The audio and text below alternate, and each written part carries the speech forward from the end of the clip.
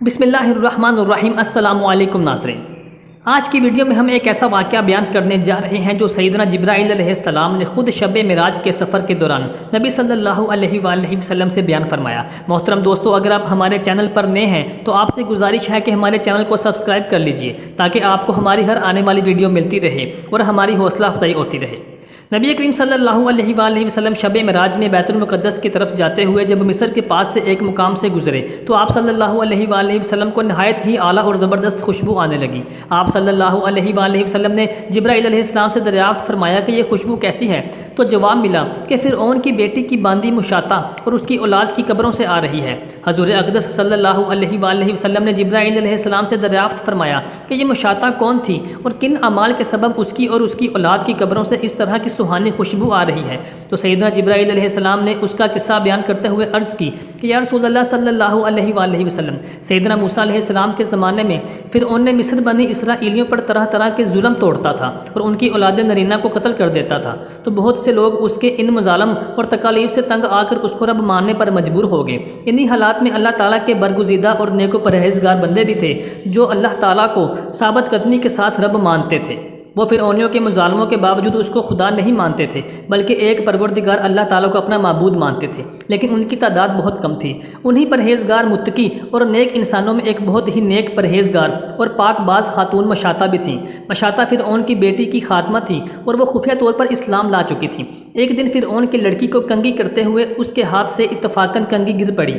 وہ اٹھانے لگی تو اس کی زبان سے بے ساختہ بسم اللہ نکل گیا۔ اس پر شہزادی نے کہا، تو نے تو آج عجیب کلمہ بولا ہے، رب تو میرا باپ فرعون ہی ہے، تو پھر تم نے یہ کس کا نام لیا ہے؟ تو مشاطہ نے جواب دیا، فرعون رب نہیں بلکہ رب وہ اللہ تعالیٰ ہے جو مجھے اور تجھے اور خود فرعون کو روزی دیتا ہے۔ شہزادی نے کہا، اچھا تو میرے باپ کے سوا کسی اور کو اپنا رب مانتی ہے؟ اس نے جواب دیا، ہاں ہاں، میرا، تیرا اور تیرے باپ سب کا رب اللہ تعالیٰ ہی ہے۔ شہزادی نے اپنے باپ کو یہ بات بتائی، وہ سخت غضبناک ہوا اور اسی وقت اسے برسر دربار بلوا بھیجا اور کہا، کیا تو میرے سوا کسی اور کو اپنا رب مانتی ہے؟ اس نے کہا کہ میرا اور تیرا رب اللہ تعالیٰ ہی ہے جو بلندیوں اور بزرگی والا ہے۔ فرعون نے اسی وقت حکم دیا کہ تانبے کی جو گائے بنی ہوئی ہے اس کو خوب تپایا جائے اور جب بالکل آگ جیسے سرخ ہو جائے تو اس کے بچوں کو ایک ایک کر کے اس میں ڈال دیا جائے، آخر میں خود سے بھی اس میں ڈال دیا جائے۔ چنانچہ وہ گرم کی گئی۔ جب آگ جیسی تپ گئی تو حکم دیا کہ اس کے بچوں کو ایک ایک کر کے اس میں ڈالنا شروع کرو۔ اس نے کہا، بادشاہ ایک درخواست میری منظور کر، وہ یہ کہ میری اور میرے ان بچوں کی ہڈیاں ایک ہی جگہ ڈال دینا۔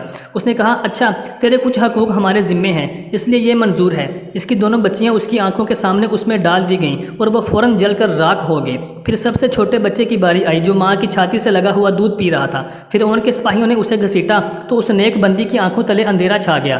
اللہ تعالیٰ نے اس بچے کو اسی وقت زبان دے دی اور اس نے آواز بلند کہا، میری ماں افسوس نہ کر، میری ماں ذرا سا بھی افسوس نہ کر، حق پر جان دینا ہی سب سے بڑی نیکی ہے۔ چنانچہ اس عورت کو صبر آ گیا، اس بچے کو بھی آگ میں اور آخر میں اس کی ماں کو بھی اسی آگ میں جلا کر مار ڈالا۔